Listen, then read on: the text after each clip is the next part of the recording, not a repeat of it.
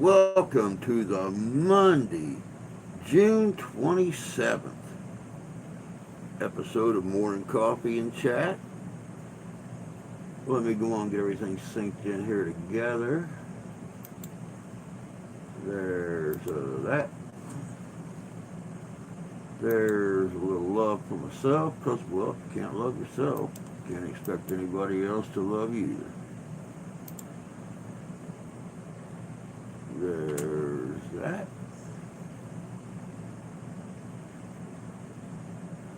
And then we will share.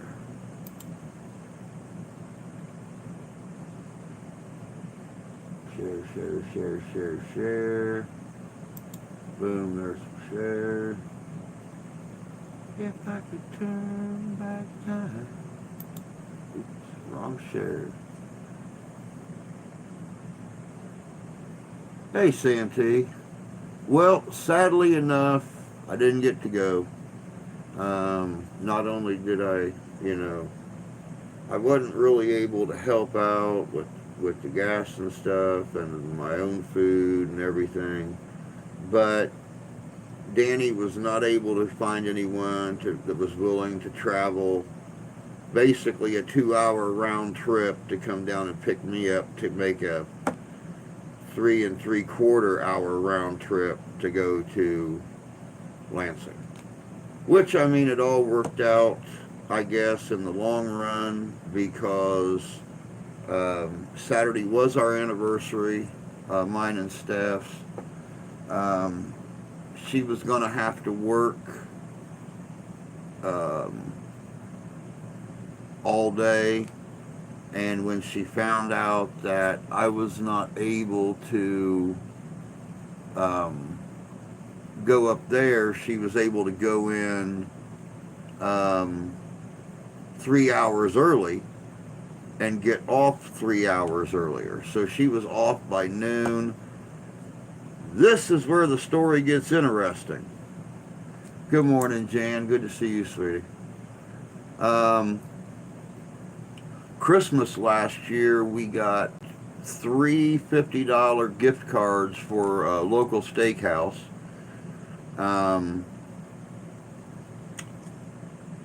We've had them in the same location for Morning Fish. We've had the cards in the same location for a year. And just a week and a half ago, we had to get something out from under the cards, picked them up, got the thing out, laid them right back down, went back to find them Saturday to go out for dinner. Gone. All three cards. Don't know where they went. Got our sneaky suspicions where they went. But, not only did that really upset her, but we finally decided, something, we're still not going to cook on our anniversary. So we decided, since we only have 2 restaurants in this town, one's a McDonald's and one is a Subway and a gas station, we decided we were going to go to Subway. Got out to Subway at 3:30, and be damned if they didn't have anyone to work, so they shut down at 2 o'clock. So we decided, okay, we're going to go up to the store. We're going to spend an exuberantly stupid amount of money on cold cuts and vegetables and hoagie buns and stuff like that, and make our own subs. And she got up there or we got up there and picked up the hoagie buns and our favorite kind of cheese, mine pepper jack, hers provolone, and she lost it. She broke down, started crying in the store. We had to just stop what we were doing and calm her down. Her anniversary that she had planned was a total blowout. It was a bust, and she just frickin' lost it. Not a lot Santee. I mean, not enough to cover, you know, that helped to buy our dinner. So we went from having $150 in free gift cards to spending um, almost $50 on cold cuts and stuff to be able to have dinner on our anniversary because we didn't get anything out to thaw. We didn't want to cook anyway. So we had planned all day long on going out and eating, and yeah, so the donations I got on the stream didn't even cover the food cost for going out and buying the stuff to make subs. Um, it it was bad. It was bad. She went to sleep probably 10:30 because she couldn't go to sleep. She was so upset about the anniversary and how it sucked. And I just sat there and I watched her sleep and I cried. It just it killed me. All I could see was her breaking down in the store over and over again in my mind and just about falling to her knees because, you know, the anniversary that she had planned that she wanted to make special for me, no matter what she tried, it just didn't work out. So, but, you know, that's life. So, exactly, Fish, and that's exactly what I told her multiple times. I said, at least we were together, you know, and to me that was the most important thing. That's why I titled this morning's stream what I did, you know, can I have a redo? It just, no matter what we tried. And you know, I have, like I said, I have some sneaky suspicions about the cards for the steakhouse, and if I find out that it's true and my suspicions are right, which I don't know how I'm going to find out, but if I find out that my suspicions are true, I'm going to make an enemy of my daughter, and I'm probably going to make an enemy of one of the local Potawatomi families, which is probably going to get my wife fired, which is probably, you know, since you don't do anything against one of them that they don't take as an assault against the whole group. And since my wife works for the whole group, so I'm kind of between a rock and a hard place because I can't make an accusation without getting her in trouble. So and then we're in even worse hurt because then we have no income coming in. If she's cut off from that, then we are completely and totally foobarred. So, what do you do?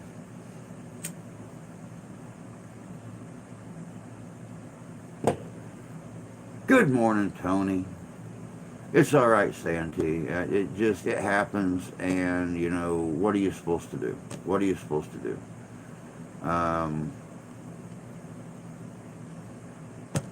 Grin and bear it. That's all you can do. It's all you can do. Yeah, and you do. You really have to move past it. And I kind of sort of have. It still weighs real heavy on me. You know, all the hell we've been through the first 6 years of our marriage, and you know, it's just she wanted this to be special, and this has really started to motivate me in a way that since our wedding and the reception and everything was kind of a flop anyway, because her aunts all stepped in and took over on how things were going to be ran and how people were going to do this and how people were going to do that and what was allowed and what wasn't allowed, which is why we left our own reception early and went to the hotel with my son and our wedding party and stuff, and partied there. Um, I've decided that on our 10-year anniversary, we're going to do a redo. um, we're going to completely redo the wedding. We're going to completely redo the reception. We're going to completely redo everything, and it's going to be our way. It's going to be our way. She didn't want to make a scene at the wedding, so she kept her mouth shut, and I really honestly wish she wouldn't, because I'll be honest with you, when my wife goes psychopathic, you want to run and hide under a rock. She's a very, very scary person when she gets pissed off. So I've already told her there's going to be certain people in charge of the wedding, certain people in charge of the reception, and they're going to know really fast that if anybody else steps in and tries to say or do anything, they're getting kicked out. Plain and simple.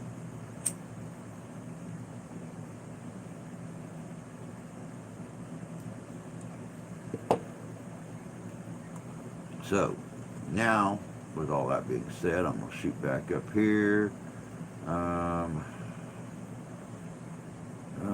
least you got to be together. Good morning, Tony. Fishing. Good morning, Rusty. Good morning, Jan and Santi. Hope everybody else had a good weekend fishing. I hope you and your wife's anniversary turned out well.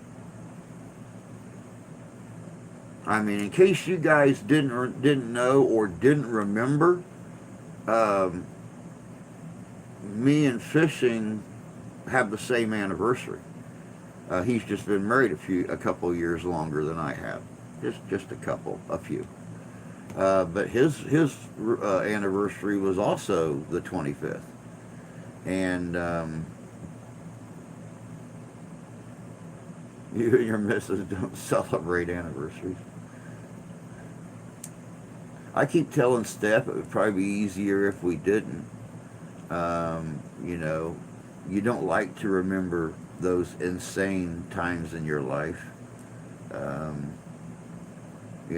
First time you wrecked a car, first squirrel you ran over, getting married. Those things that leave an imprint on your life. Those things that traumatize you. But she won't listen. She wants to celebrate them anyway. So I told her that being the case, if we're going to celebrate the wedding, it's like, hey, let's go back out to the lake again. I'll take a drink of beer, throw up, come home, and go back into a coma again on the 5th of July. She looked really angry when I said that. So.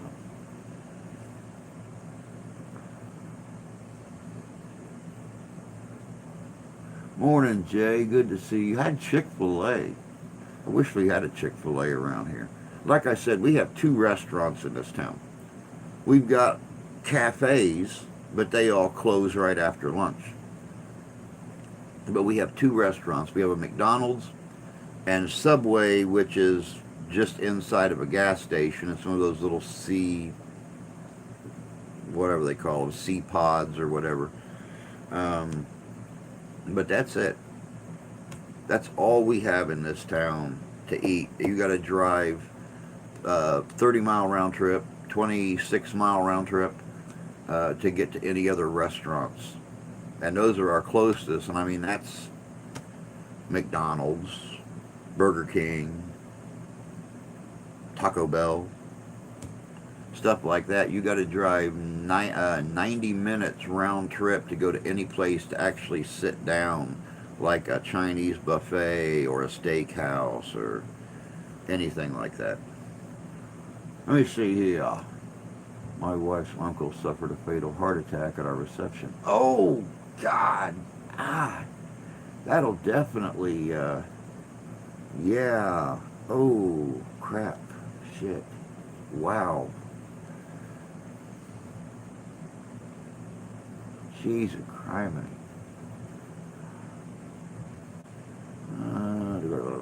Well, it's JJ and my 41st anniversary today. I took the day off first time in 22 years. 41 years. Wow. Congratulations, guys. Happy and I just glanced up and seen that, and that was it. Congratulations or condolences, whichever you find applicable.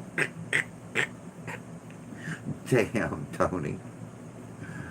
The thing with us is that the kids were always the priority as far as the celebrations go. And that makes sense. That makes sense.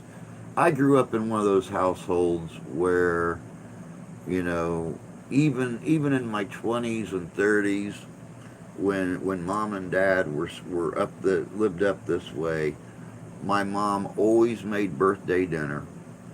My mom always made one of those confetti cakes for me, because that angel food cake, because that was always my favorite growing up. She would usually go, you know, balls to the wall, all out, homemade meatloaf, homemade scallop potatoes, you know, buttered sweet corn, my confetti cake. She did the same thing for my sister. And that's what I've tried to do here, you know, with Steph and Grandma and Ash, is always make a big whoop out of birthdays and celebrations, anniversaries. You don't know how many of them you got, so you might as well make the best out of them. Ours will be 41 years, 12/1 this year. Wow. 41 years. And you know, if I was still married to my first wife, I would have already,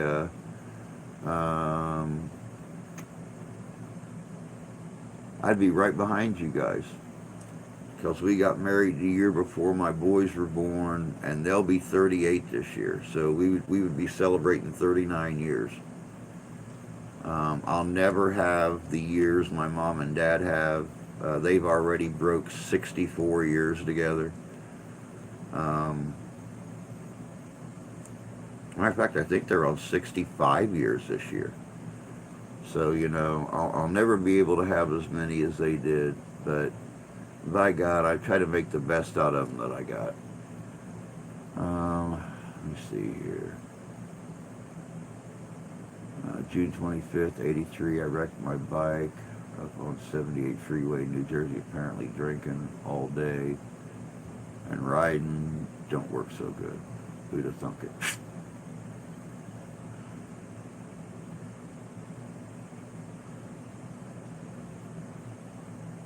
There's no keeping a vow for God. I spent 3 hours making peach pies yesterday. My back is paying for it today. Ooh, peach pie. Nummy. My missus and I both are children of divorced parents who do not believe in divorce. I never did either. And what's really sad is my first wife was Catholic. Well, she was Catholic until she secretly filed for divorce and didn't tell anybody, including the church, and didn't counsel with anyone or anything else. So needless to say, she is no longer Catholic. And the guy that she left me for cheated on her multiple times. So, na.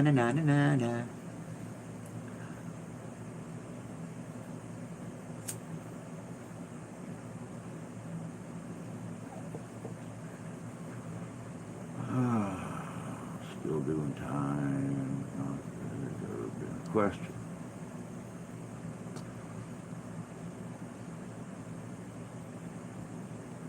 Yeah, I know. Peach pie. I'm not vengeful. I'm not vengeful at all. My sons were young when we got divorced. They were what, 7, 8 years old when we got divorced, and they told their mom continuously that he would leave in the middle of the night because the headlight, he was a locksmith, and she spent all the money buying him 2 vans, buying him all the locksmithing equipment for both vans, but his headlights always pointed in the boys' windows. And they repeatedly would, tell their mom, hey, Frank leaves right after you go to bed, because she had to get up like 4 o'clock in the morning and go to work. And she didn't believe him. She didn't believe him. She didn't believe him. Oh, I had a call. Oh, this, oh, that. But she never seen any money. She done all the books, done all the taxes. And finally, after 10 or 11 years of marriage, she found out that all those late night leaves were booty calls. Yep, you got it. You got it. So, 11 years of the kids telling her that he's leaving, and she would believe him over her own sons, and it turned around bitter in the butt. So, which I don't understand, because this guy was like 450 pounds. He was shaped like a bowling pin. I mean, he had this little head and this neck, and it all went out and came down. And I could only imagine the women that were having an affair with him.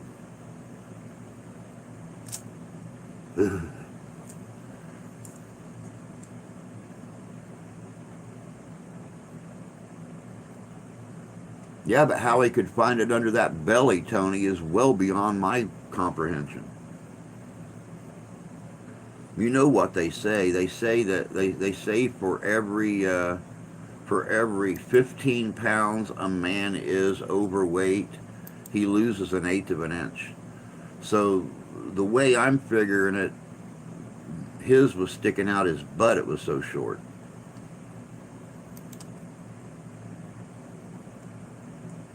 It had to have been the personality, because he had a femoral tail.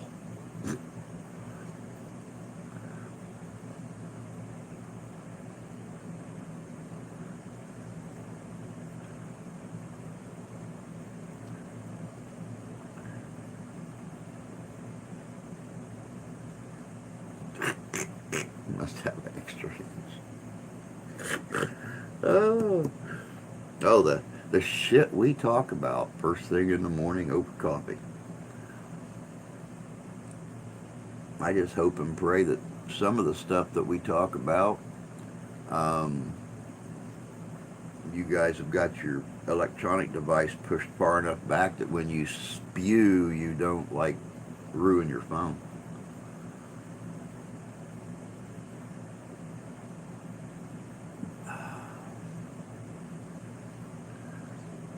The really cool thing was that Saturday, when she got home from work, before we realized that we couldn't keep our dinner plans and stuff like that, our big lake community out here, what we call Camp Ritchie folk, they had their yearly garage sales. So we got to go out, drive around, look at some stuff. Bought one thing, paid 50 cents for it. Found a bunch of stuff we wanted. We just didn't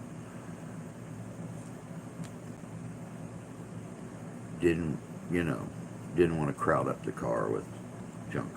But I found one thing. I found a Child's Play Chucky coffee cup. One side of it's got a really cool picture of Chucky with that big smile on his face, holding the chef's knife up. and the other side's got this little revolving head, little Chucky head on it. You guys will see it this week. Might even see it tonight. Who knows? Just depends on if I drink all my coffee or not. Pretty cool. I couldn't pass it up for 50 cents. This thing is twice the size of this cup. I mean, this is a regular sized coffee cup right here. But I couldn't pass up a Chucky. I mean, seriously. Things look bigger in the mirror. My belly looks bigger in the mirror. This mirror may add 15 pounds to your actual dimensions. I signed up for NRA basic pistol class at the Range. Sounds odd since I'm almost 63 now. Used to carry concealed when I was young and dumb. I need that for my CCP.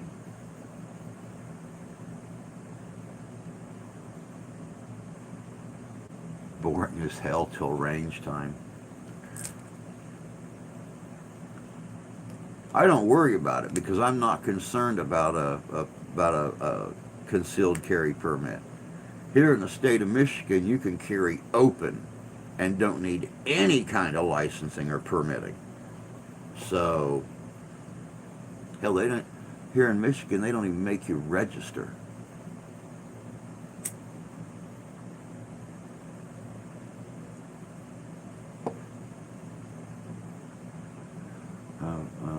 Morning, Dev. Good to see you, bud. Hope you're doing well.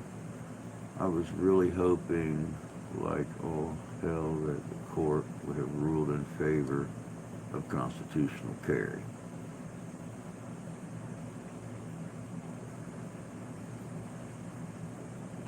It's not over yet. You know it comes up every single year.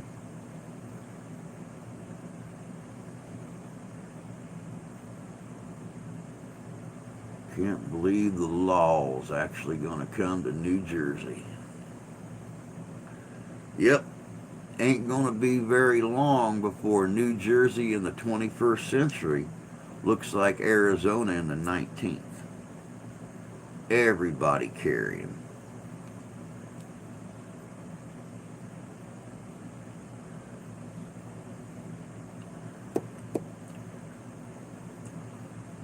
Yep, I do not like the whole permit thing. I do not like the whole license this, license that. I really honestly don't. I mean, I've carried mine right on my hip in gas stations and stuff, and been sitting there talking to the gas station attendant. And you know, I'm not saying that it was that scenario or was this scenario, but I have been in gas stations talking to the attendant and had some really shady looking people come walking in. I mean, really, really shady looking people. If I was a cop, these are the kind of people that look so shady that I would have pulled them over just because they look shady.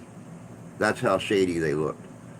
And they kind of stood there for a minute while I was talking to them, and I asked them, you know, if they'd like to go ahead of me, and they're like, no, you don't. And after a while, they just put down what they're holding in their hand and walk right back out. So it kind of makes you wonder what was their true intent. So, keeping it on your hip where people can see it sometimes works for your benefit.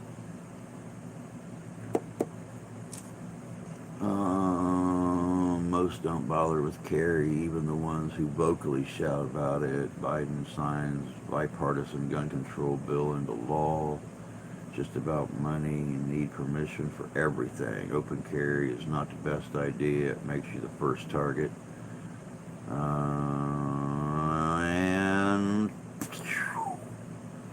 1652, New Amsterdam, now New York City, erects first speed limit law in North America.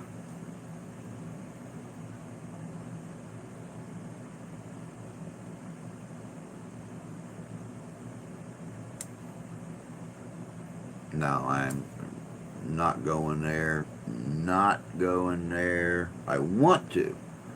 I mean, I seriously, the first thing that crossed my mind is 1652 speed traps.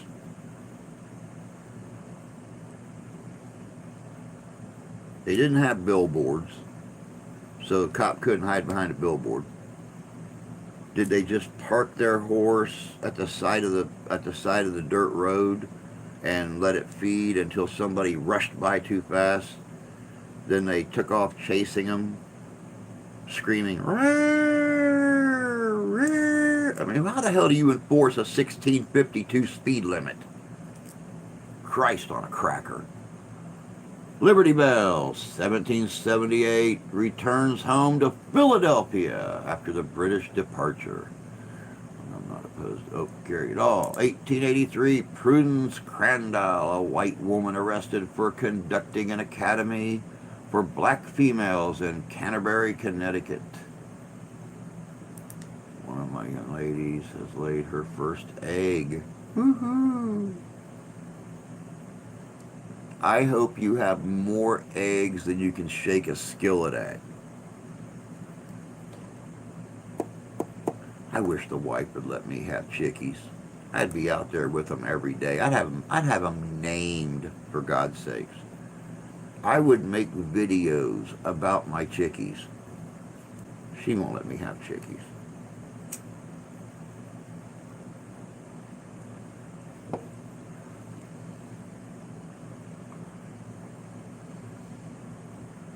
(1847), New York and Boston linked by telegraph wires. Cackleberries. Cackleberries.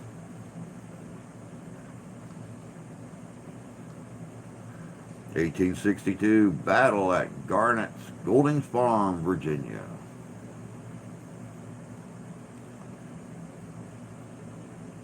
I'm contemplating livestock at the cabin. As long as you can keep them safe from the wildlife, man, I think it's a great idea.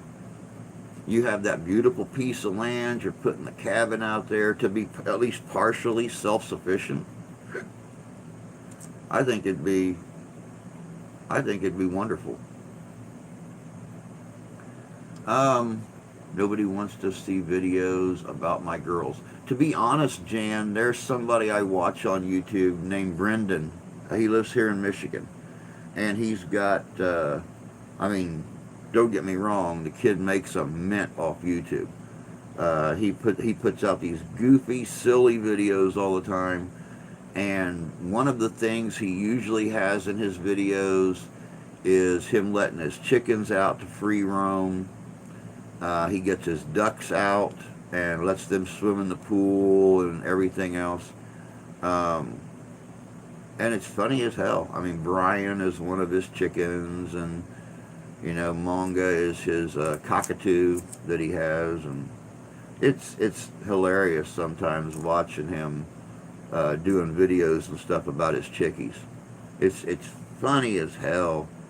I've heard him threaten to can them if they didn't behave and quit doing things. Last week, I think he was threatening to turn them into chicken soup. It's just funny. It's funny. You'd be surprised how little things like free roaming chickens entertains people. 1862, Battle of Gainesville, Virginia. Cold Harbor, Chickahominy Bluffs, Day 3. The only drawback is having to be there daily to take care of them. Hey, that's true that. I mean, they're a lot of responsibility for sure. 1863, skirmish at Fairfax Courthouse, Virginia.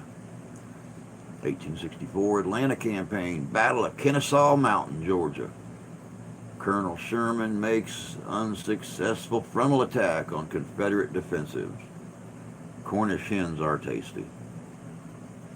Of course, you got to eat 3 of them to get your fill, but I mean, they're tasty. 1867, Bank of California opens its doors. For a puck to chicken, it really sucks. I used to watch my great-grandmother when I was little. I've told you guys that story before. She went out there with her chickens every day, picked them up, loved on them, everything else. Old, that was my Irish grandma. And when it came time for chicken and noodles or chicken and dumplings, she'd go out there with feed corn in her hand, and she'd be sitting there letting them pick the corn out of her hand, and she'd find the ones she wanted, drop the corn, they all bent down to get the corn, she'd snag one of them up by the neck, take it right over to the stump, grab the axe out, whack its head off, and pluck it right there. It was a death meal. But the little retards always fell for it. They always came, whenever she came out with a handful of feed corn, they were all right there loving on her. They knew one of them was going to die.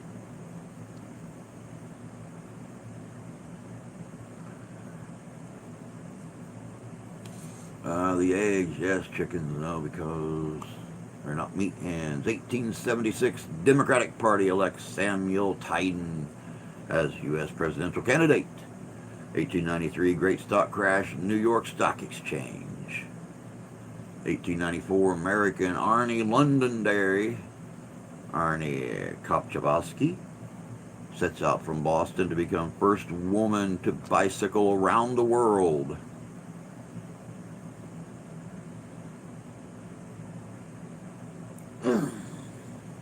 That one I'm going to pass on. Let me see here. Mine are pretty easy keepers. Only go out in the morning, collect eggs. I suppose if I do something, it will likely be goats. Goats are always nice. 1896, review of Paul Laurence Dunbar's second book, Majors and Minors, by William Dean Howells in Harper's Weekly, brings the poet to national attention. I've plucked chickens a fair number of times. Around the world alone in a fishing boat. 1898, Canadian-American adventurer Joshua Slocum arrives in Newport, Rhode Island, completing the first solo circumnavigation of the globe. So it would be 25 to 50 chickens a day. Wow, that's a lot of chickens. 1914, U.S. signs Treaty of Commerce with Ethiopia.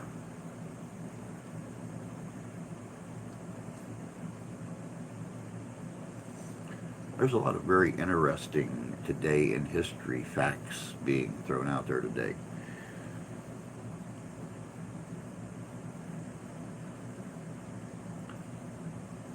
A Treaty of Commerce with Ethiopia. Well, now we know where all of our sand came from. I don't know what we gave them for sand, but... And then, of course,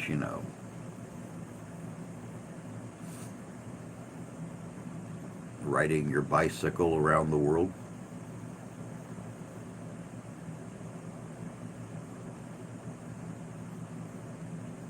But I don't know if that's possible. She may have lied about that. I don't know. 1915, 100 degrees Fahrenheit, Fort Yukon, Alaska. First aerial refueling, 1923, Captain Lowell H. Smith and Lieutenant John P. Richer performed the first ever aerial refueling in a DH-4B biplane. 1929, first color TV demo performed at Bell Laboratories, New York City. And guys, excuse me, I feel the pings of a potty coming. Yay, diabetes. I'll be right back. Keep going. I'll catch up.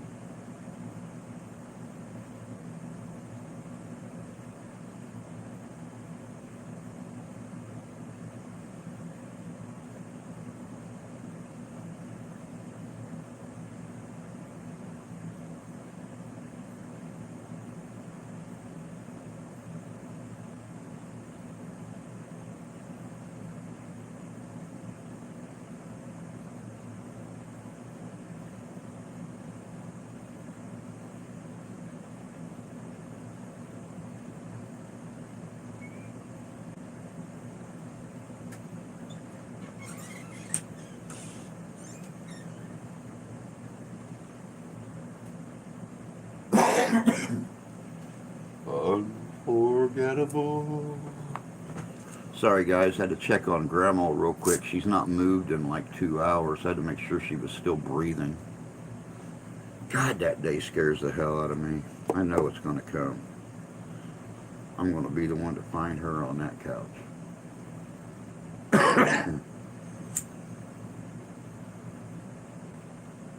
Terrifies the hell out of me. 1934, Federal Savings and Loan Association created. I question all those willing to be the first to try that sort of thing.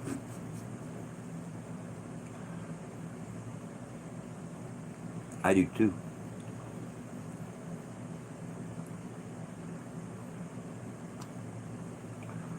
(1942) FBI captures 8 Nazi saboteurs from a sub off New York's Long Island. Saboteurs. That's possible. Could piss, man. Yeah. Thank God the mirror was lying, and I'm actually thinner than it told me I was. Made it so much easier to do what I had to do. 1947, WRC-TV, Channel 4, in Washington, D.C. begins broadcasting. And that was even an NBC station before they were prouder than a peacock. 1949, Captain Video and his Video Rangers debut on Dumont,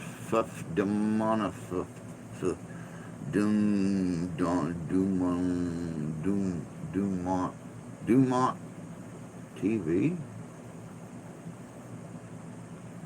1950, Liar closes at Broadhurst Theater, New York City after 12 performances.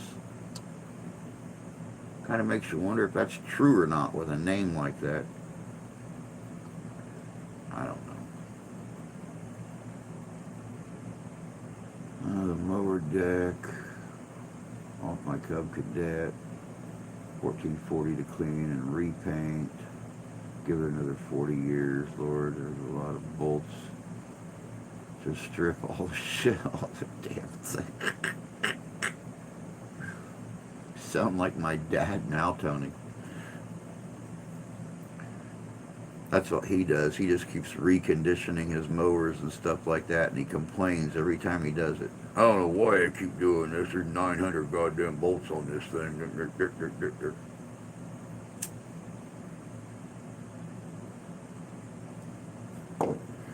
But that's also where the old man came up with his saying, you could always tell how good of a mechanic you are when you put your stuff back together, got parts left over, and it still works right. I'm just waiting for the first time he does that and has parts left over and fires it up and the deck takes off like a helicopter. Right out from under the mower and right into the woods. All 3 blades just a going bat poop crazy, cutting a path right through the woods. 1950, U.S. sends 35 military advisors to South Vietnam. 1950, North Korean troops reach Seoul. UN asked members to aid South Korea. Harry Truman orders U.S. Air Force and Navy into Korean conflict. 1955, Julius La Rosa Show debuts on CBS TV. 1955, first automobile seat belt legislation enacted in Illinois. Go figure. If you've never driven through Chicago, well, you won't understand. 1957, Hurricane Audrey kills 526 in Louisiana and Texas. This is the thing, the old Cubs stuff, vastly overbuilt compared to, yeah, tell me about it. 1958, Harry Burnell flies KC-135, New York to London.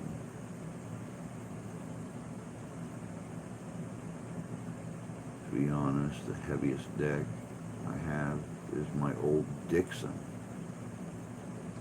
Wow.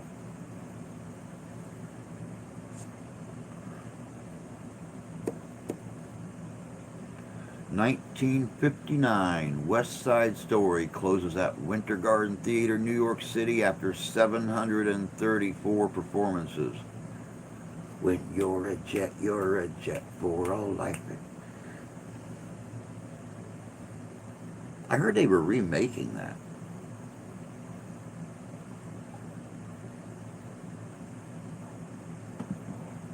It is plate steel welded together, not stamped tin. Wow. I could just about imagine how heavy that is. 1960, chlorophyll A synthesized in Cambridge, Massachusetts.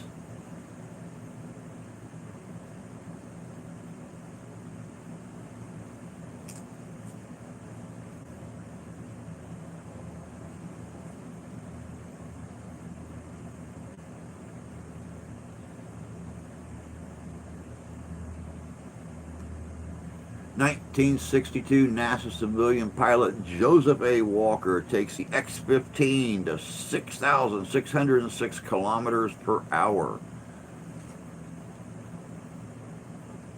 Flies 37,700 meters. 1962, Ross Perot begins electronic data systems. Little Ross Perot. He was such a cute little Dickens.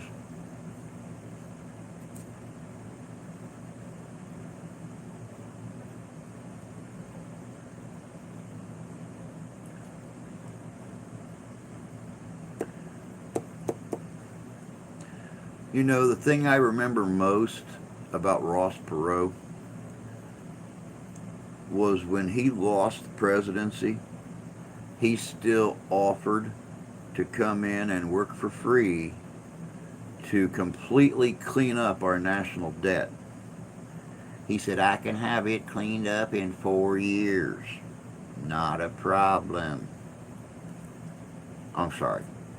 "I can have it cleaned up in 4 years. Not a problem." And they said, "Nope, we got it, Ross. Where's the little booger at now when we really need him?" 1963, U.S. President John F. Kennedy spent his first full day in Ireland.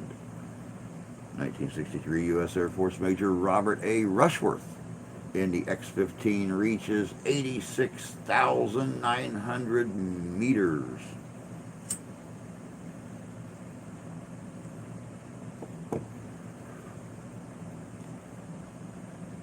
In 1966, Dark Shadows, American Gothic soap opera, premieres on ABC. Yep, he is long gone now. He left one hell of a life for his kids. They're a rich little bugger. I actually watched an episode of this recently and can't believe how extremely poor their acting was. It was. When they remade it into a movie with Johnny Depp here a few years ago, Steph and I just recently watched it, and Grandma was sitting in there on the bed with us while we watched it. She's like, "I remember this back when I was younger. It was such a wonderful show. I never missed an episode of it." And I'm sitting there watching this dumb, poorly acted, hilarious show, and I'm thinking, vampires that are funny. It's like watching Twilight, except they don't sparkle. she swears up and down by it. I would love to find the old original Dark Shadows and check it out.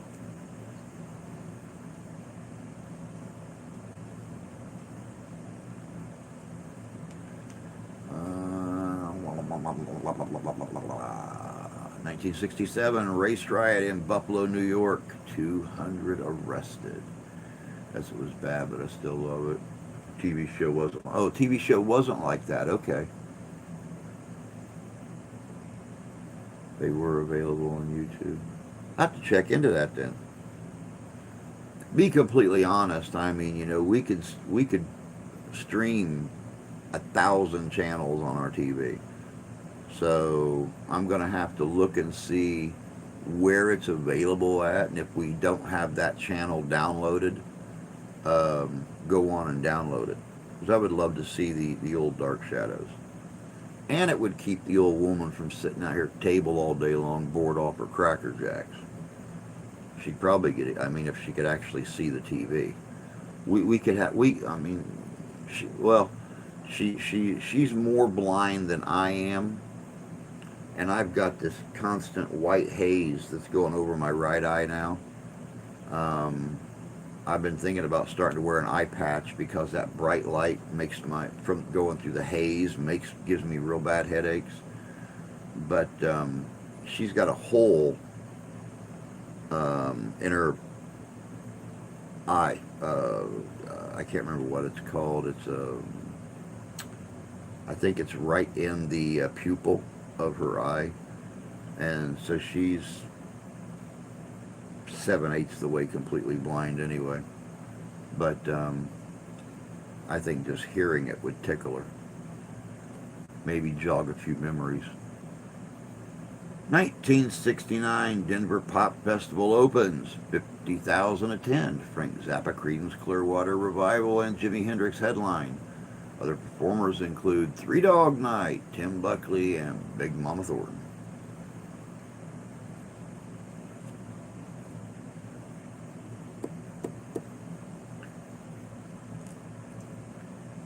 Theatrical finale. 1971. You're a Good Man, Charlie Brown closes at John Golden Theater, New York City after 31 performances. The musical effects were bad.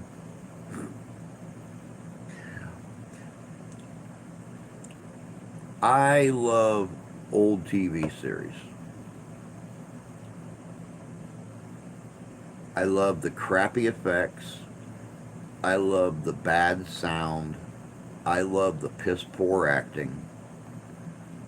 I love all of it. The wife hates a lot of the movies I watch. I mean, these things are well beyond B movies. These things are like MN and O movies. There might even be a few Q's in there somewhere. But I love that crappy stuff that, by today's standards you could tell is primitive. But it always makes me laugh. And it gives me ideas for videos because a lot of the effects that they were spending weeks working on in Hollywood in like the 40s and 50s is the stuff we can do now in our editing programs. Big Mama Thornton was doing Hound Dog before Elvis. I didn't know anybody did Hound Dog before Elvis. 1971, Bill Graham's New York rock venue, Fillmore East, closes down to be succeeded by Fillmore West in San Francisco.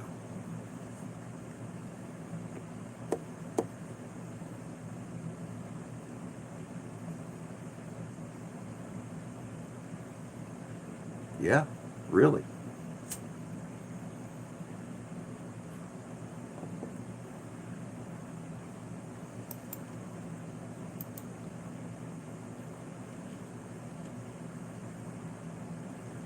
She was wicked ass Gibson. Wow.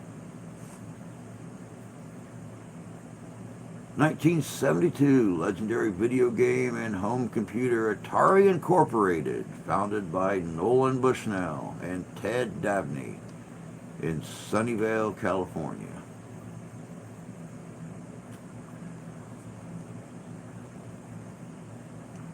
Just to let you guys know, Mark and I are currently looking into some new cemeteries.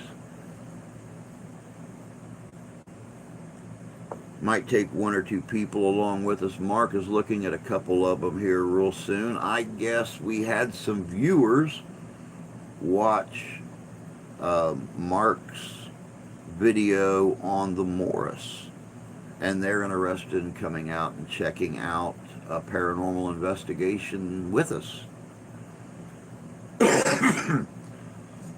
So we're going to have a couple special guests here coming up real soon. Our first viewers. So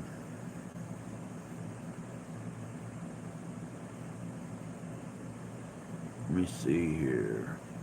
Planning fought Furet Interment.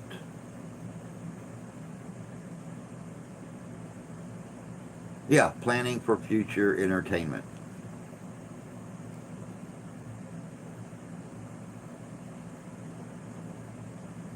A lot of the greats of rock and roll used to sneak into old blues joints and listen to African American singers. The original song was slower, but when Elvis redid it, it became a smash.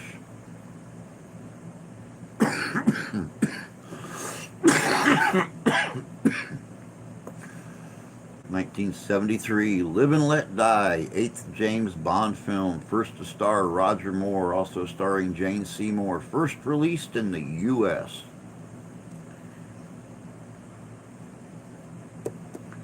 with the Beatles singing the theme song. Live and Let Die. 1973, John W. Dean tells Watergate Committee about Nixon's enemies list.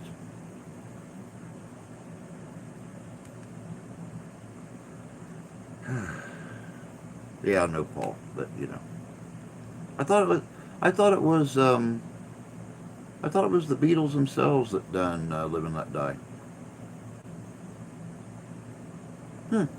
I'll be damned. Ah, Paul McCartney and Wings. Okay. Ah, Flip Wilson. God, I love that show. That was one of my favorite shows when I was little. My mom will still tell stories to this day of how I would sit and laugh at Flip when he done Geraldine. 1974, The Flip Wilson Show last airs on NBC TV. In 1974, U.S. President Nixon visits USSR. Beatles were done as a band in 71. Ah, gotcha. It was funny. Oh my God. And I mean, I was only 6 years old, you know, but to this day, Mom will laugh she'll start telling those stories about me and Geraldine, and she will laugh her butt off. 1976, Pacific Overtures closes at Winter Garden, New York City after 193 performances. 193. 1977, 5-4 Supreme Court decision allows lawyers to advertise.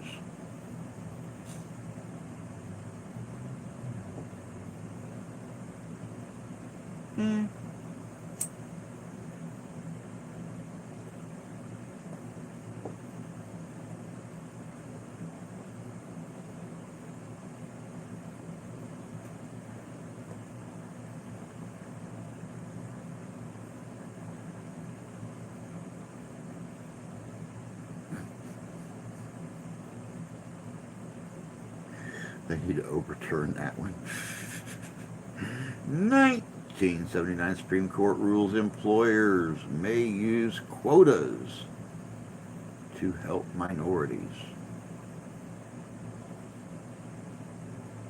But it would kill the paid commercial program industry. 1980, first female state police graduates, New Jersey.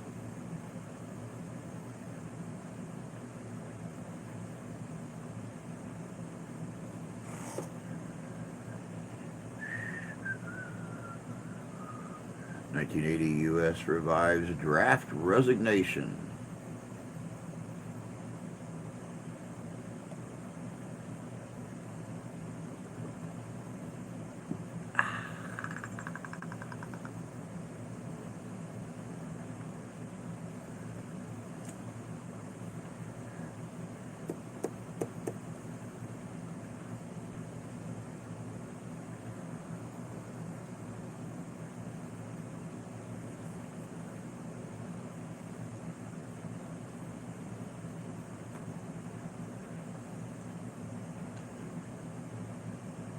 1981, Betty Davis Eyes by Kim Carnes returns to #1 slot. I remember that song.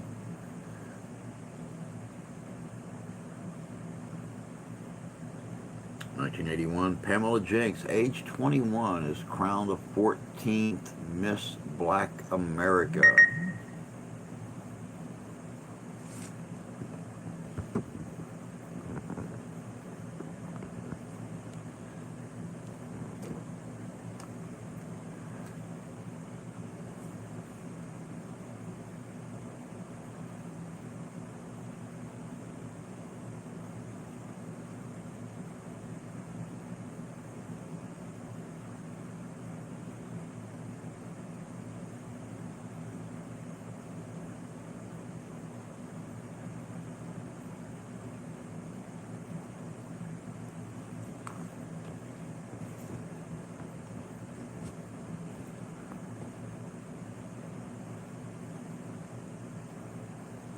In 1982, Danson closes at Broadhurst Theater, New York City, after 1,774 performances. That was obviously good. 1982, Play Me a Country Song opens and closes at Virginia Theater, New York City. And that obviously wasn't. 1982, fourth NASA Space Shuttle mission, Columbia 4, STS-4, launches. 1983, NASA launches Space Vehicle S-205.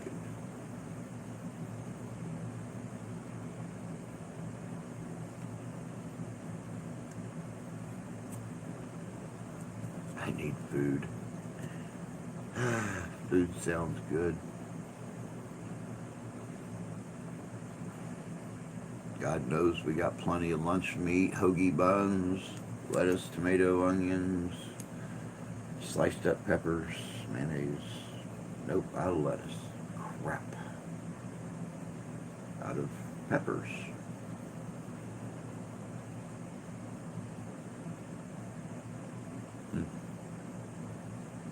It's going to be skimpy, but who cares? 1984, Emmy 11th Daytime Award presentation, Susan Lucci loses for the 5th time. Susan Lucci has been nominated multiple times for the Daytime Emmy Awards, and I don't think she's ever won.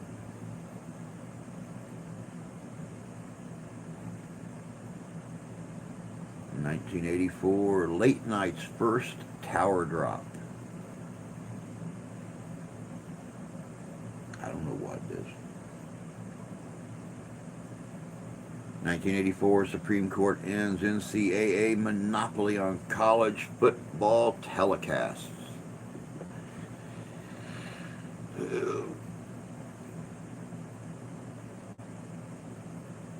Oh, come on and pop. Damn. Oh, there's one up high.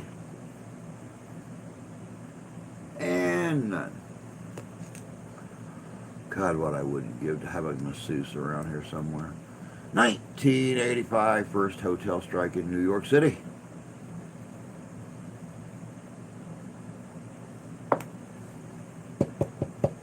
Fluff your pillows.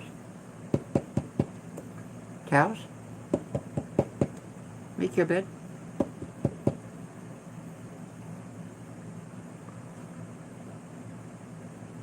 New York City, 1985, Route 66, Chicago to Santa Monica is decertified. No more Route 66. Finding your fix on Route 66.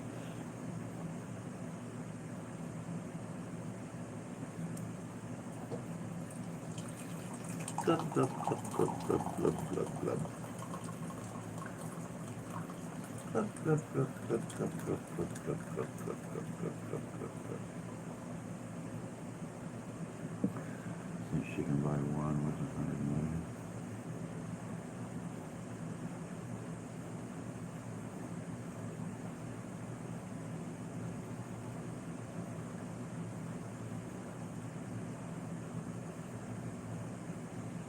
Huh? Huh? Dude, if I had 100 million, we'd all be rich. We would all be rich. The wife and I are supposed to go out. I'm supposed to officiate her stepbrother's wedding next year. And we're supposed to go out with them Thursday. He and his fiance are coming down here from Mount Pleasant, and they're having a big fancy schmancy wedding, and we're supposed to go out with them this Thursday to have dinner, and they want us to go to the casino with them and hang out for a little bit and stuff like that. And the wife got a hold of them yesterday and told them that we didn't have the money to go. We're just going to have to, be out of this little meeting of the wedding and everything else. I mean, she don't get paid until Friday. They want us to go out Thursday with them. What do you do? What do you do? It'll be my first officiation, too. I'm really looking forward to that.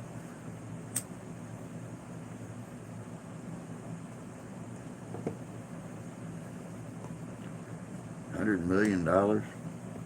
I could do a lot with $100 million. I could make a lot of people very, very happy. Give a lot of people a good chance at life with $100 million. 1992.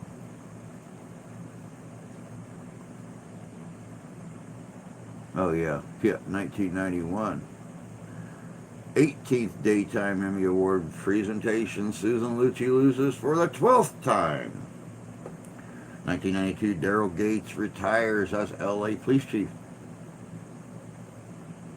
1993, Falsettos closes at John Golden Theater, New York City after 487 performances. 1993, Don Henley, booed in Milwaukee when he dedicates the song It's Not Easy Being Green to President Clinton.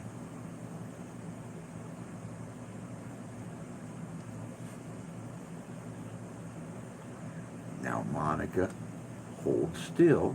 I promise it's not gonna hurt. 1994, Spalding Gray's one-man show, Grey's Anatomy, closes at the Beaumont Theater, New York City after 8 performances. 1994, 118 degrees Fahrenheit at Lakewood, New Mexico, a state record. 1994, New York Daily News increases prices to 50 cents. 1994, Aerosmith becomes first major band to let fans download a full new track free from the internet.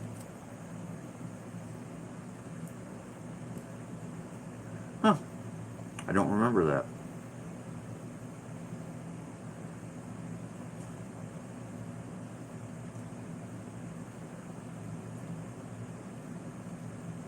$100 million. My God, what I could do with $100 million.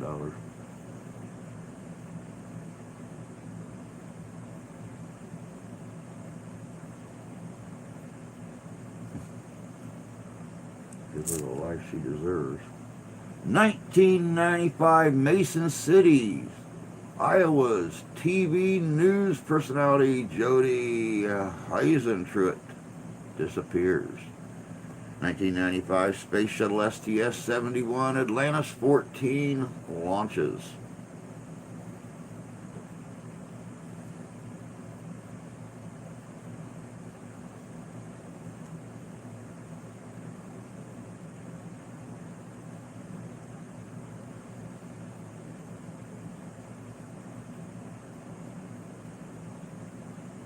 1995, former WMMS engineer William Alford is sentenced to 10 days and a $1,000 fine for cutting feed during Howard Stern's broadcast from Cleveland.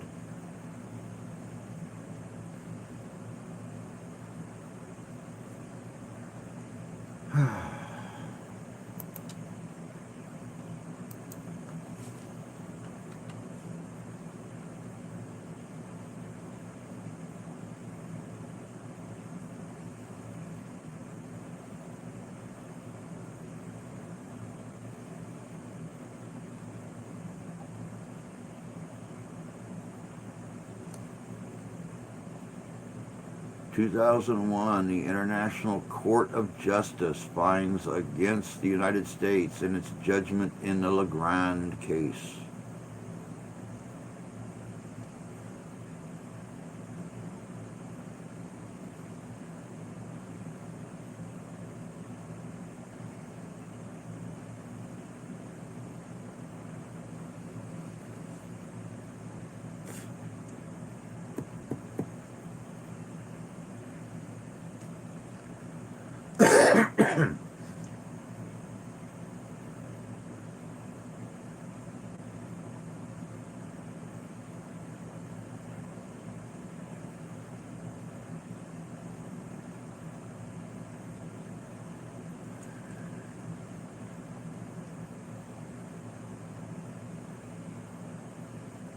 2003, the United States National Do Not Call Registry formed to combat unwanted telemarketing calls and administered by the Federal Trade Commission. Yeah, that worked.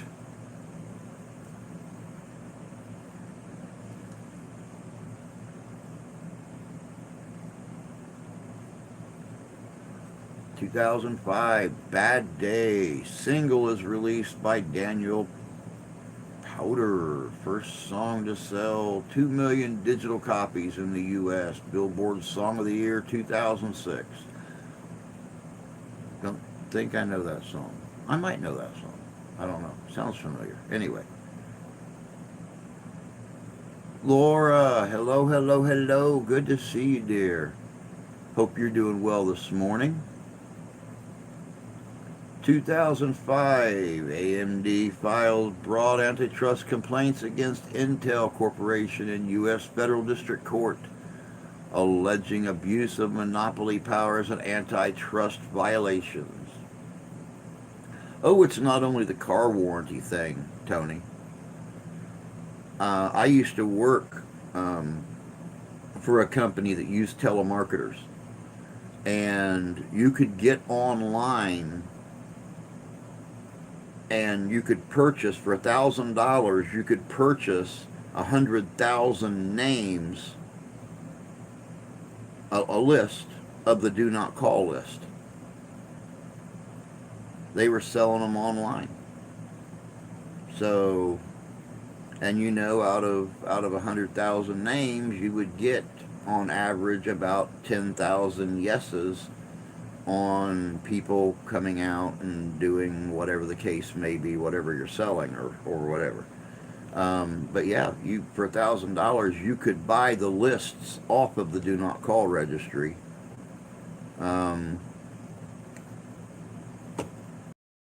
marketing agency. So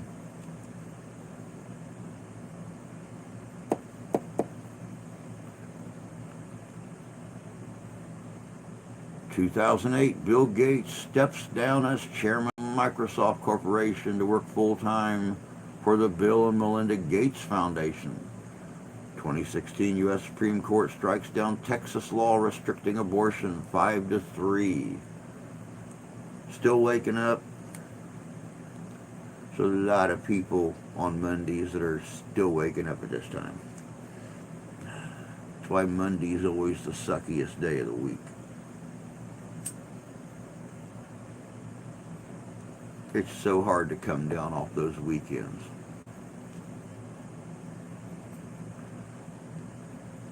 In 2017, Mark Zuckerberg announces Facebook has reached 2 billion monthly users.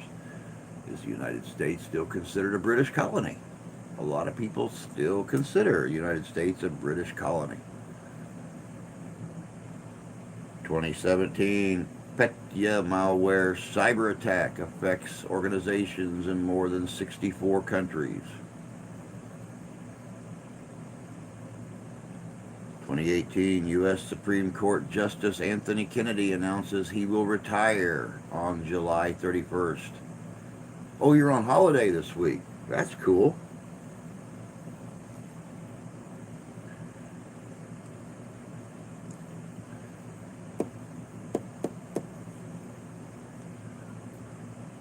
In 2018, Democratic Representative Joseph Crowley is defeated in New York primary election by liberal challenger Alexandria Ocasio-Cortez.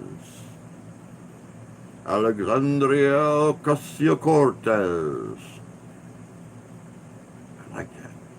Alexandria Ocasio-Cortez. Chief Apple designer Jory Ive, designer of the iMac and the iPhone, announces he is leaving Apple after 30 years. Did he realize they were crap? I mean, a lot of people love their iPhones, but you know, just from my own experience, working in brick, block, and stone, and having a completely glass phone that you carry around in your pocket, it's nerve-wracking, to say the least. 2019, U.S. Supreme Court rules 2020 census cannot contain a question about citizenship in a 5-4 ruling. 2019, U.S. Supreme Court rules the Constitution doesn't prohibit partisan gerrymandering, allowing a ruling party to redraw electoral boundaries. 2021, heat dome envelops the Pacific Northwest, with Portland posting highest temperature since records began of 112, broken the next day.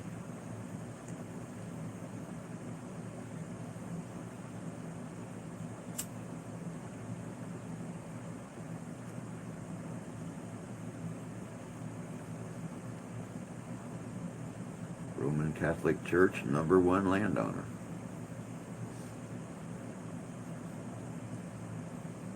Well, I mean, you figure Vatican City is its own private country, and it's owned by the Roman Catholic Church. So, yeah, that's a pretty good sized chunk of land. You know, one organization owns an entire city. And if you go around the world and look at Roman Catholic churches, the Roman Catholic Church owns each plot of land that a Roman Catholic Church sits on. So, yeah, I could see that. And that is all, folks. Thank you, Rusty. There was some pretty cool little pieces of information in there that I had no clue about. That's wow. Who do you think the largest owner of farmland is in this country?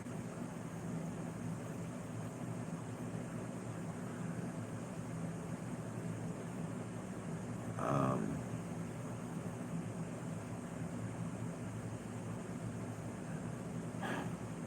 Not me. Bill Gates. Hey, Terry. Good to see you, dear.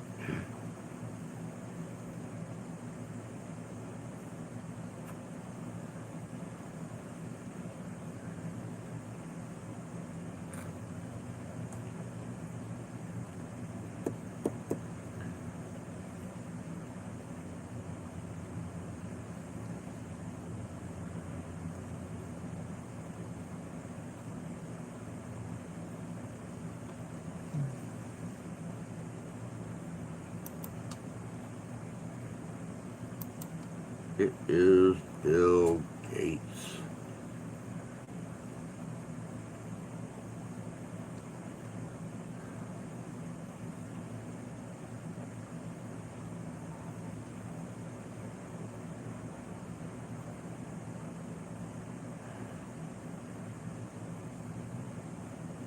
Up to 65 degrees already.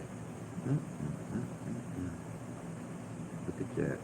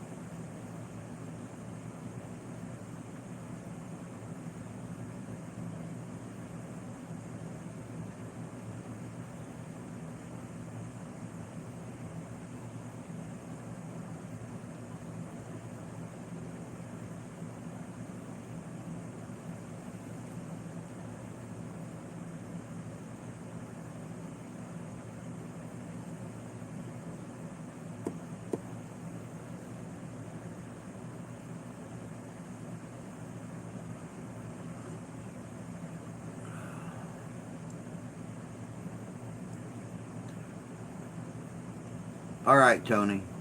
You go. You go. Get your show ready and stuff. We'll talk to you later, bud. Have a good show. Have a good day.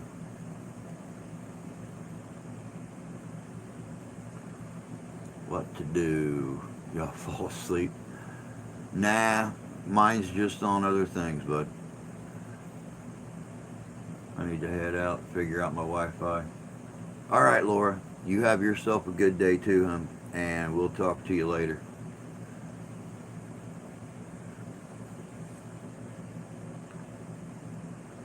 You too, Laura.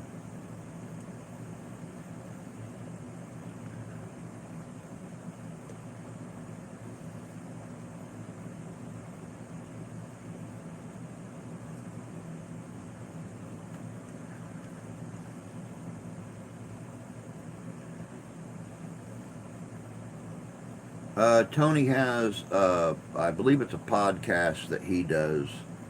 Um, 2 or 3 days a week, and he goes off and does his. It's either a podcast or a live stream of some kind on a different platform. Uh, but he's all the time taking off right about this time or so and going to get it set up. So,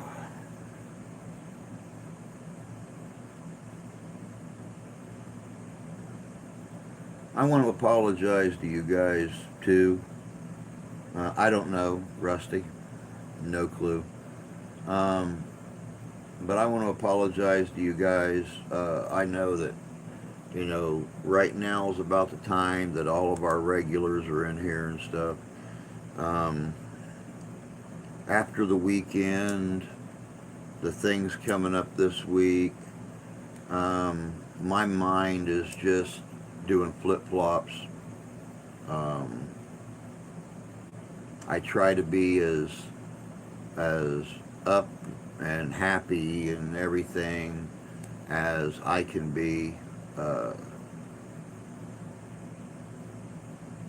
it really gets me that, after everything that happened with the channel, the fact that my wife works 50 hours a week and everything, and since the family took over grandma's finances, we don't. Hey, Dave, good to see you, bud. Um, as her uh, power of attorney over her bank accounts and stuff. Everything in the house, falling on us, and then the crappy anniversary and everything. And things are just starting to weigh on my mind. We're tired of working as many hours a week as we put in. Me putting 50 plus, 60 plus hours in here, the wife putting in almost 50 hours at the casino, and we still can't even have any semblance of a normal life. Um, we have family members that don't have half the bills that we do and make less money than we do, and they want to make all these plans and do things and have us included in them, and we have to keep telling people no, we can't. And it just really kind of, it's sitting on my shoulders because I'm supposed to be the breadwinner, and I'm not winning very much bread. So, I just want to apologize. I want to apologize to you guys. It's not your fault, and it's not your job to take care of us. And the monies that you guys donate on the channel should go back into the channel to make the investigations better, to make the videos better, to get the equipment we need, to upgrade and do better videos and stuff. And it just, I want to apologize. I just want to leave it at that without getting very, boo-hoo, poor me, poor me. Um, it just weighs on me a lot, and my mind gets off on these little tangents and stuff, and it affects the quality of show that I can bring you guys. So I just want to tell you all I'm sorry, and yeah, exactly. It is what it is. You're right. You're right.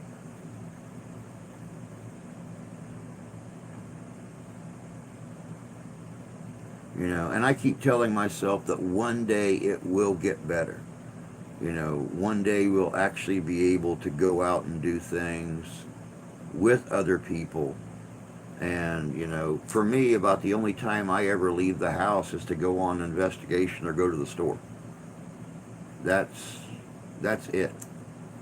Um, the wife, pretty much the same way. She goes to work and goes to the store. So, I mean, but I keep telling myself it will get better. One day it will get better. So, but anyway, I wanted to let you guys, I wanted to tell you guys that I am sorry, and, you know, I will do my best to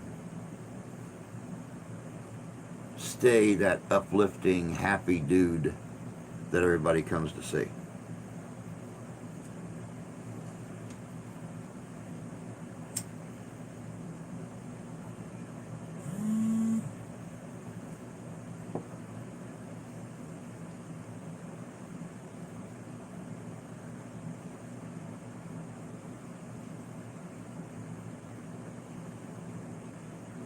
I accept your apology, host.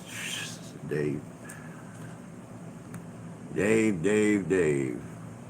Where would I be without watching you do your live streams and stuff?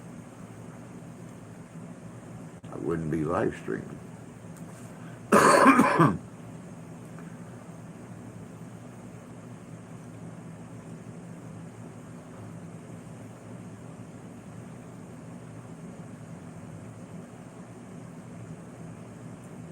Oh, and Terry or whoever said it the other day, you were correct. Um, about unsubscribing to Dave's channel and resubscribing to it. No sooner did I unsubscribe and resubscribe, all of a sudden Dave's older live streams and stuff start popping up in my suggested videos. So, great advice.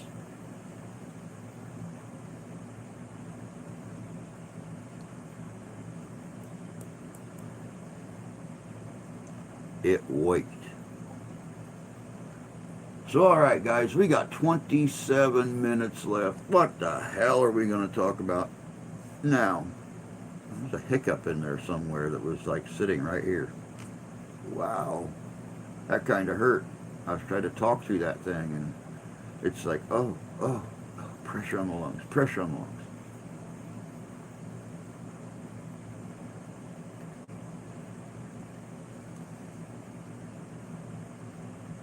I was trying to talk Mark into going out and doing a cemetery tonight. Mark's done no research on a cemetery in this area. I know there's a few of them that we've done that folks would like to see us redo. Hopefully sometime here real soon we will get back up.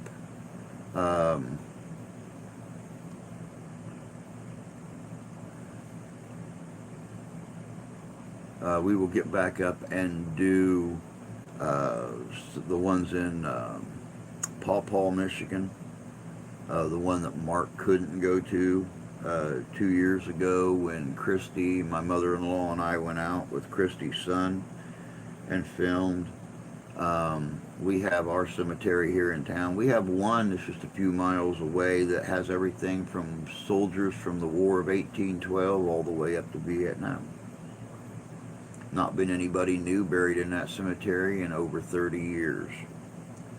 It's a very interesting little place. That's the one I got attacked at last year when me and my buddy Mike went out, when something put the scratches across my left ribs.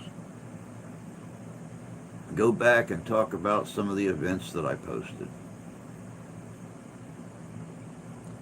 Well, pull a subject out, Rusty, and we'll talk about it.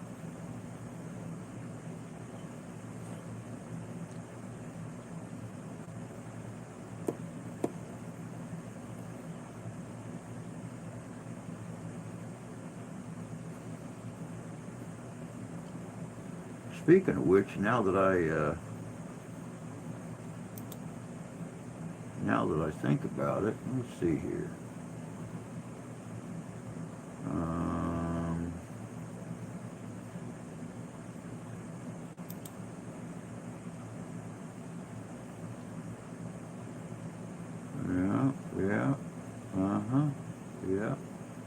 Yeah. Well, let's see here. Yesterday, 1948, U.S. begins Berlin airlift.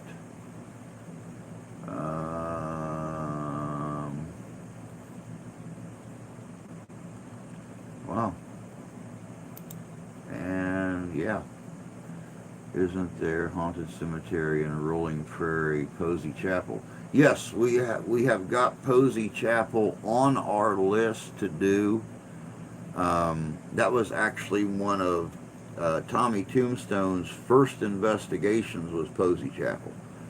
And though the chapel's not there anymore, they have the shelter house there for folks to have picnics and stuff in. You get, or they got excellent K2 readings and EVPs right there at the shelter house where the chapel used to stand.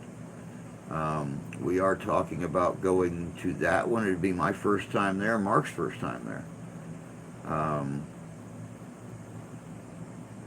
Once again, though, one of the big issues, Mark has found a lot of cemeteries there in South Bend. But once again, it falls down to the fact of him having to drive 45 minutes to get me and then 45 minutes back just to do the investigation, to drive 45 minutes to drop me off and 45 minutes to go back home. So, and well, as you all can imagine, with the price of gas these days, those, 90-minute round trips suck. Um, what about Trail of Death? Do one on that. I have actually thought about doing the Trail of Death. Um, I did one last year on the Trail of Tears. Um, that got a lot of accolades, I guess is the right word, um, from the Eastern Cherokee. Several of them seen the video after I posted it on one of my Facebook pages, No More Trail of Tears.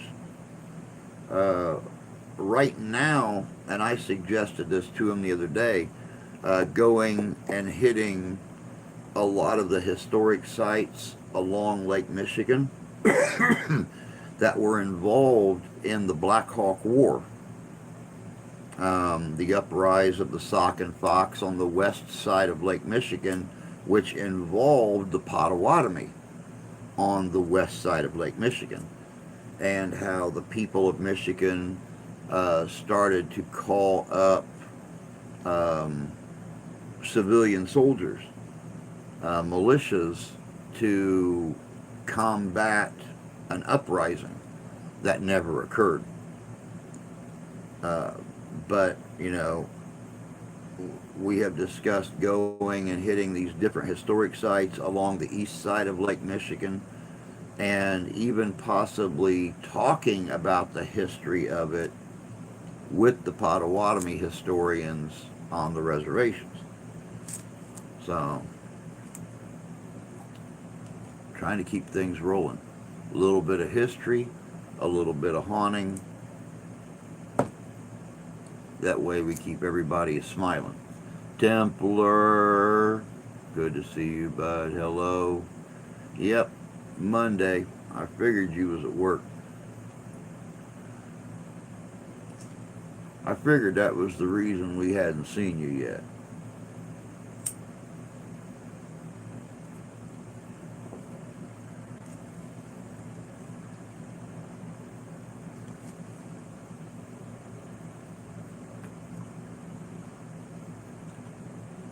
And of course, we still have Helena from Wolf Haunts Paranormal that's visiting from Finland. She's staying with Tommy Tombstone right now.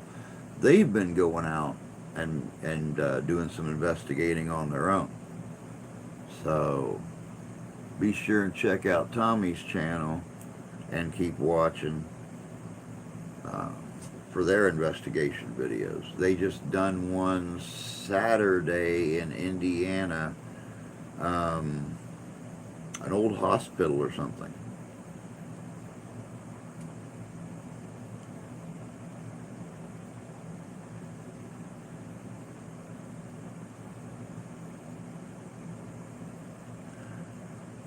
No comment.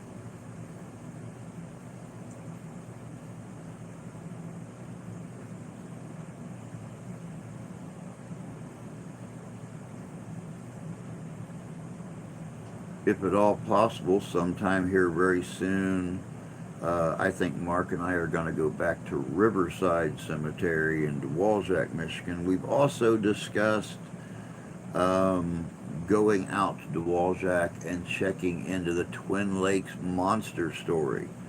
It's been going on since the 60s. People are still, to this day, calling the local papers, calling local law enforcement, saying that they have found footprints or they have seen or heard something out on the lake at night. So I would definitely like to check into that one. Of course,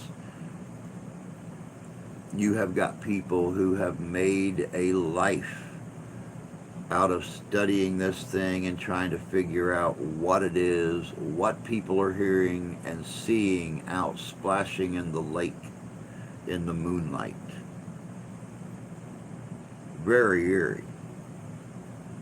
Luckily, they have some campsites around those lakes, so hopefully we'll get out and, yeah, be able to check that out too here real soon. Also, tomorrow, 10 o'clock a.m. here on YouTube, I will be the guest on the Chad Smith podcast. If you guys are not subscribed to the Chad Smith podcast, subscribe to it. He's got some very interesting folks on there. They do their podcast every Tuesday at 10 o'clock a.m. He has a pretty interesting panel that's up there, and he always has real interesting subject matter that they talk about. That is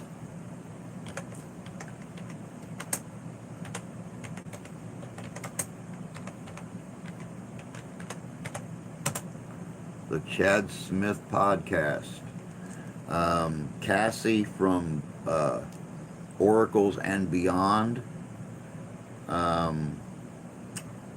She is his main moderator. She's also the one that does all of the scheduling and stuff. I think Chad Smith podcast is part of Oracles and Beyond.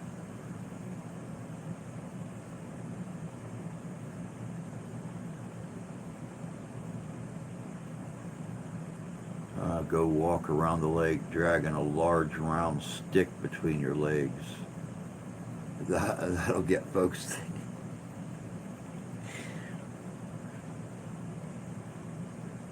It actually would. Which reminds me, well, I'm back to work. Y'all take care, stay safe, love and light. You too, Templar. Take care, have a good day at work, and we will catch you later, my friend. Oh yeah, Rusty, for years and years, like I said, back in the 60s, it really started with catching footprints in the park that, welcome back, Santee.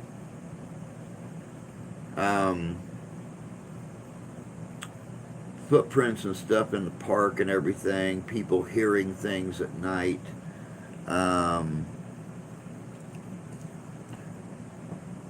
That's when it all started.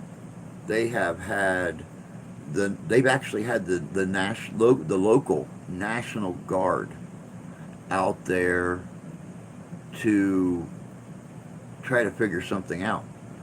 They have had the aquatic team from the state police go out there with their boats. They've had divers go out. They've had private contractors come out.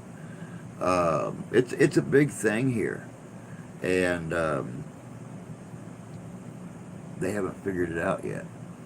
But periodically they will find footprints on the shoreline. People will see things moving through the trees. They've actually seen things going through the trees, like a great ape, moving from tree to tree up, 30, 40 feet off the ground. They've seen things on the ground, running between the trees. It's nocturnal, whatever it is. Why no one has set out trail cams, I have got no clue. But we've had professional cryptozoologists come out investigating this thing, and it's got people completely dumbfounded. Jay had a 10 o'clock doctor's appointment. We just got here, so I have to go. Take care. Much. You too, Jan. We'll catch you later, sweetie. Hope everything goes well with the doctor's appointment.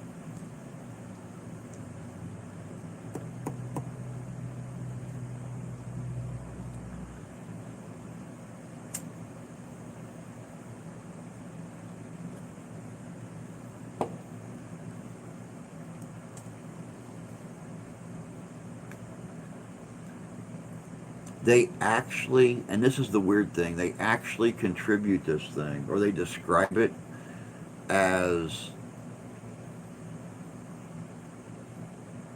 they describe it as part creature from the Black Lagoon, part Bigfoot.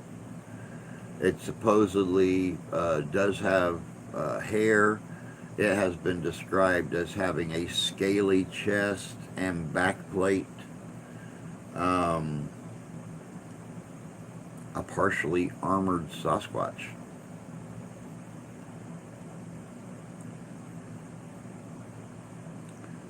But supposedly it has got a very menacing scream that will make the hair on the back of your neck stand up.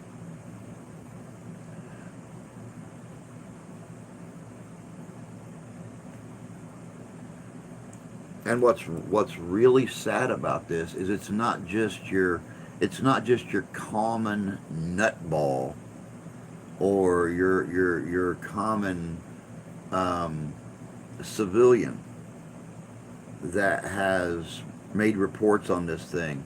Law enforcement officers have made reports on this thing. Ministers have made reports on this thing. I mean, it's not just your average, everyday, possibly crackhead, homeless person sleeping under a tree in the park. I mean, some pretty well-to-do, well-known folks, upper class, have done reports on this.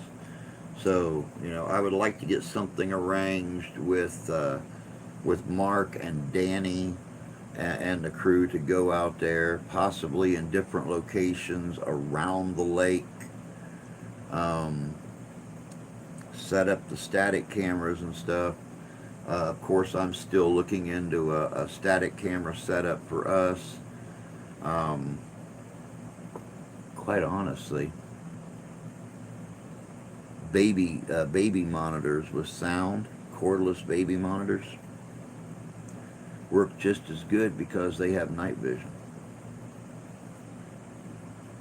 But we're still looking at $75 a piece for the cameras. So hopefully that's something that'll come in time. Uh, Start getting static cameras set up. Good morning, Robert. Hope you're doing well this morning, sir.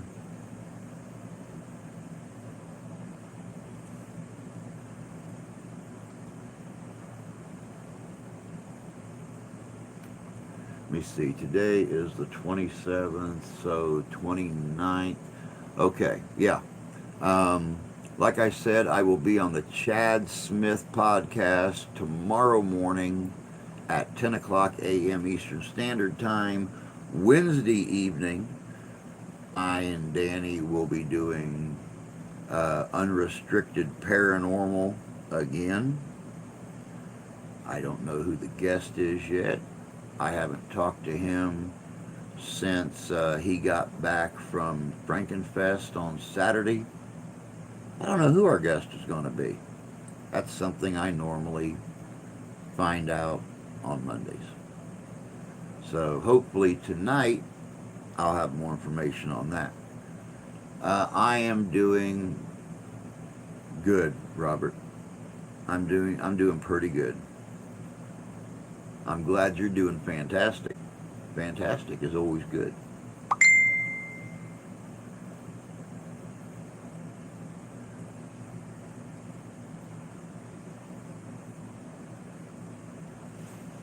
I don't know what that was. Let's see here. What was that?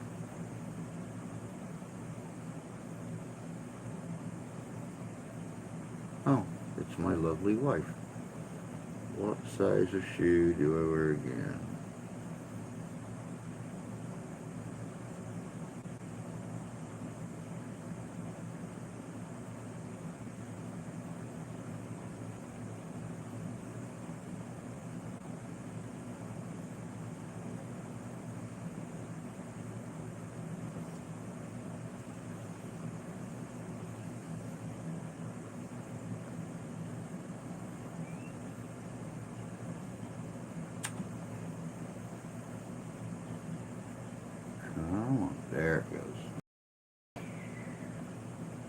Come on.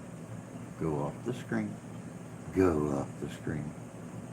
Come on. You're logging down my camera.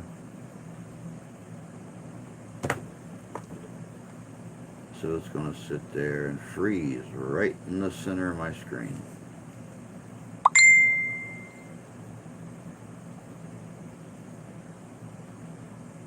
Doggone it.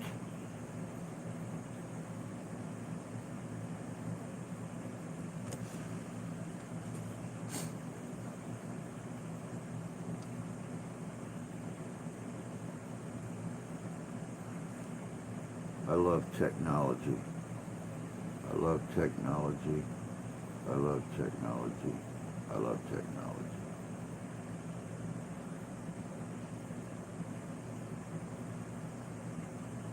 There it goes. Okay, it's off the screen.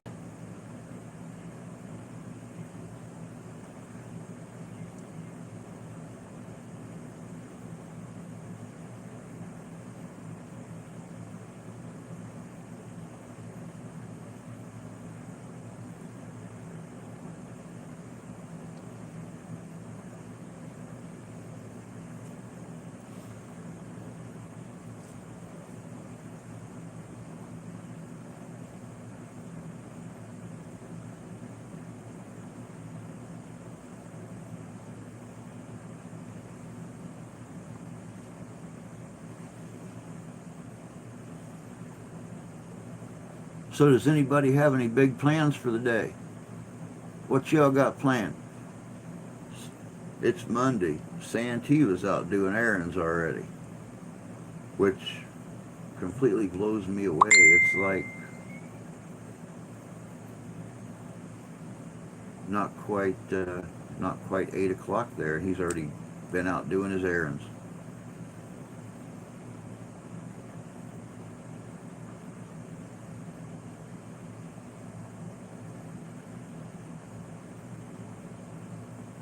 Oh, you're sick, so staying home.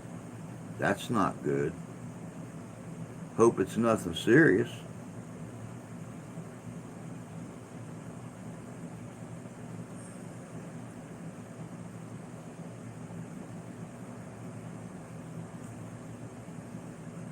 Going to the pool hall later. Now there's some a fun way to kill some time. I wish we had a pool hall around here. We have one pool table at the bar uptown. I'm off. Work is slow, so we have to take a mandatory day off this week. I'm probably going to hang out at home. I need to fold some laundry. Yeah, I done the wife's uniforms and stuff. You know, she has to work today and then she's off for the next 2 days. So I made sure she had clean uniforms for today and stuff. So I done all that stuff last night.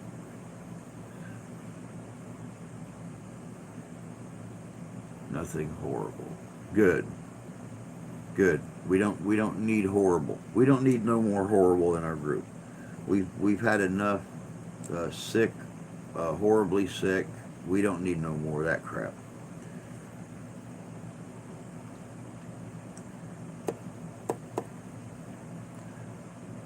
But yeah, we have one pool table in our new bar uptown, and 9 times out of 10, it's being controlled by the sharks. So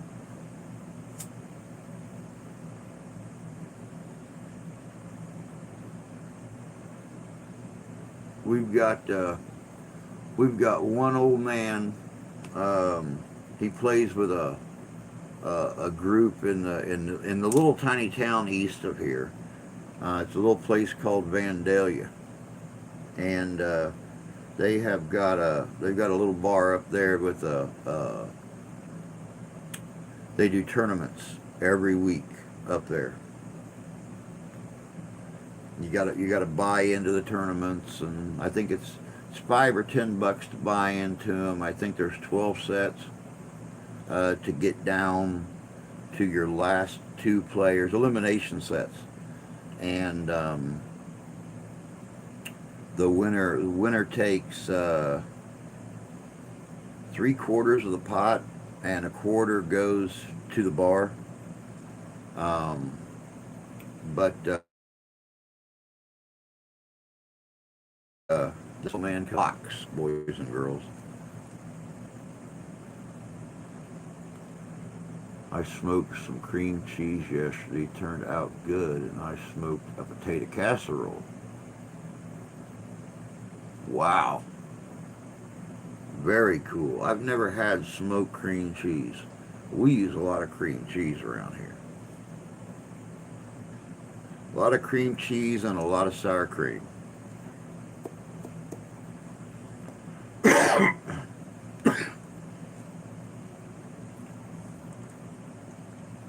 Then again, the cream cheese thing is something else I picked up from the pop. He was always a big fan of cream cheese and crackers. That was his number one favorite snack, was cream cheese and butter rich crackers.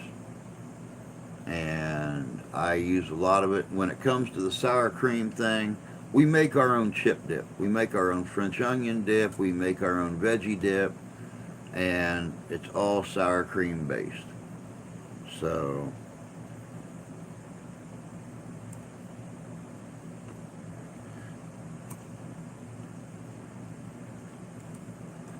I smoked it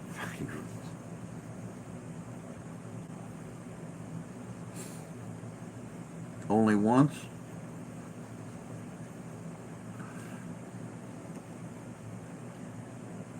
Leave it to Rusty to find a way to even tongue tie me. It's super easy. Take a brick of cream cheese and put whatever seasoning on it. I like the everything but the bagel seasoning, and then throw it in the smoker at 225 for 2 hours.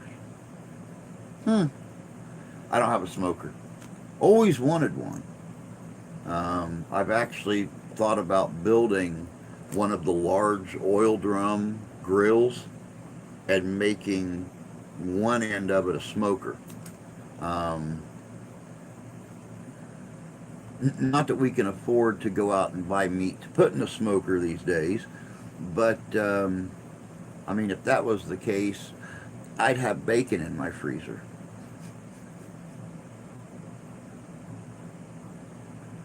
But we love having cookouts. We love inviting people over. All we've got is this little teeny tiny. I think it's probably 18 inches across. You can fit like 9 hamburgers on it, and that's it. Um, but I would love to have a big grill that we could invite people over. We could entertain folks, and it's super. Oh, man, that'd be so cool. Bacon, yeah, bacon. Take a rolling paper, fill, tune out. Yup. So easy, so easy. Always want to try smoking bacon. I just don't see how it would stay lit, no matter how hard you try. No matter your level of determination. I just don't see it. So, alright, guys. It is that time. It is time for me to be like a fat baby and head out. Time for me to be like a tree and leave. Time for me to be like a bunch of birds and get the flock out of here. So, we will be back tonight, 7 o'clock p.m. Eastern Standard Time. We'll do something. Don't know what, but it'll be fun. Santee, get to feeling better. Need to talk to you anyway about trying to wrangle up that old ornery Bill to come on here and talk about being a ghost. And who knows?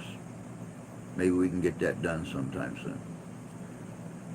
So y'all take care. Have a great day. Try to have a little bit of fun. If you can't, what's life worth living for? catch y'all tonight, 7 o'clock p.m. Eastern Standard Time, right here. But until then, y'all take care of yourselves. Take care of each other. God bless you. God love you. I do. We'll catch y'all tonight. Have a good day, y'all.